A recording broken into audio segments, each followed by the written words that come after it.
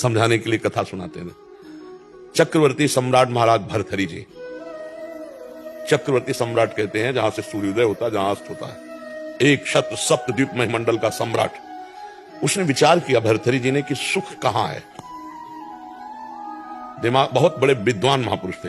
उन्होंने कहा खाने में भी सुख एक सीमा तक है। रुपया पैसा खजाना इसलिए प्रिय क्योंकि इससे भोग सामग्री मिलती है।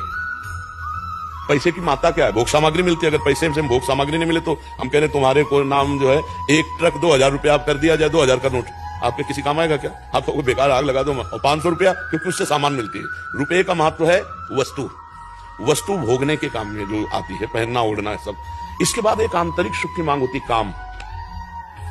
इसको बहुत समझ के देखना। केवल अंतिम सुई जाके रुकती काम में, शरीर भोग। स्पष्ट वर्णन है। सब सुख एक तरफ और मन की एक मांग होती शरीर भोग, वो भी नवम नवम नवम नवम। भर्तहरि जी ने पूरे विश्व में ऐलान कर दिया मैं उसे पटरानी बनाऊंगा जो मुझे पसंद आ जाए। सब सुंदरियां देश, अभी मतलब सप्तद्वीप मंडल मतलब विदेश सब। तो एक पिंगला नाम की सुंदरी जिसके आगे सब सुंदरियां फैलती। भर्तहरि जी को उसने पसंद किया, भर्तहरि जी ने उसे पसंद। अब वो तो कोई साधारण पुरुष तो थे नहीं, तो उन्होंने कहा कुछ वर्ष में राजकाज बिल्कुल नहीं करूंगा। विक्रमादित्य उनके भाई थे, बहुत बड़े प्रसिद्ध चक्रवर्ती सम्राट, वही बने जाके आगे। विक्रमादित्य महान बलशाली राजा थे, उनके छोटे भाई थे। उनको राजपद दे दिया और कहा मैं केवल देखूंगा भोग में है कितना सुख। वैज्ञानिक दृष्टि उनकी। अब रात दिन अच्छे अच्छे पदार्थ खाना। चक्रवर्ती सम्राट थे, पिंगला के साथ रहना। पिंगला ने एक दिन खिड़की से झांक के देखा, बलशाली अश्वों की सेवा कराने वाला अश्वपाल वो समझा रहा था अपने सेवकों को ऐसे। रानी ने देखा और आकर्षित हो गई और हुक्म किया दासी को, अश्वपाल से बोलो अमुक जगह मिले। तो दिन में महाराज शयन करते थे, तो दिन में जब सोते होते तब वो अश्वपाल से मिलने लगी। अश्वपाल से उसका शारीरिक संबंध हो गया। विक्रमादित्य ने को जब सूचना मिली तो उन्होंने कहा कि मैं महाराज से मिलना चाहता हूं, सेवक से कहो। बहुत प्रवीण थी पिंगला। उसको भनक लग गई दासी के द्वारा कि विक्रमादित्य आपकी चाल को जान गया है। भर्तहरि जी से उन्होंने कहा कि आप अपने भाई को क्या बहुत अच्छा समझते हो? मेरे ऊपर वो गंदी नजर रखता है। प्रिया चरित्रम पुरुषस्य भाग्यम दैवो न जानामि कुता मनुष्या। जो कपट छल करने वाले स्वभाव वाले होते हैं उनका अलग। अब विक्रमादित्य ने कहा मैं भ्राताश्री से मिलना चाहता हूं और उसने पहले ही क्लियर कर दिया। तो विक्रमादित्य के पास क्रोधित हो गया। उनका कभी नहीं समझता था तो ऐसी दृष्टि। तो उनका भैया हम जो बात बताना चाहे मैं समझ रहा हूं कि तुम यही तो कहना चाहता ना पिंगला गलत है। तो उनका हाँ भाई गलत है हमारे पास। बोले तुम कितने सही, निकालो इसको। मंत्री से आदेश किया इसको देश निकाला दे दो बेमतलब। अब विक्रमादित्य ने मंत्रियों से कहा भाई इस समय हमारे उसके शासन में है, जीवन इनका बहुत खतरे में है, संभालना राज्य, और मैं अमुक जगह जंगल में रहूंगा, जरा भी खतरा हो तो मुझे बता देना, पर भाई की आज्ञा का पालन करने के लिए। जो अश्वपाल था वो महाराज की नृत्यांगना थी दरबार में, उससे उसकी मित्रता थी।